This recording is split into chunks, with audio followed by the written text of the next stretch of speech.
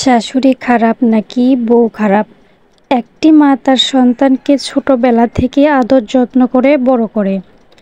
যে ছেলে সবসময় মায়ের আঁচলের ছায়ায় বড় হয়েছে, সে হঠাৎ করে বিয়ে করে পরিবর্তন হয়ে যায়।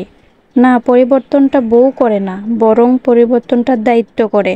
কিন্তু 100% এবং 99% শাশুড়িরা ভাবে বউয়েরা পর করে দিয়েছে তার ছেলেকে। কারণ ছেলে আর আগের মতো 24 ঘন্টা তার মাকে সময় দিতে পারে না।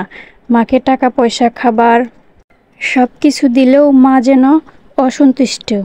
তার কারণ মা চায় বিয়ের আগে সেই ছেলেকে যে 24 ঘন্টা তার কাছে থাকতো।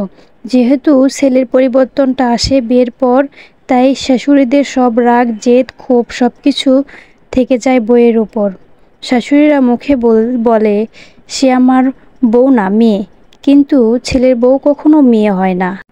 নিজের মেয়ে 24 ঘন্টা কাজ না করে শুয়ে বসে খেলেও মা কিছু বলবে না।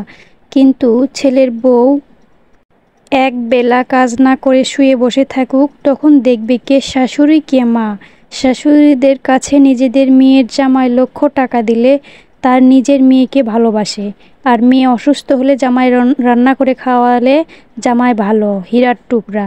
আর নিজের ছেলে তার শাশুড়িকে টাকা দিলে বউকে ভালোবাসে। বউকে অসুস্থ হলে বউ রান্না করে দিলে বউয়ের গোলাম হয়ে যায়, বউ তাবিজ করে।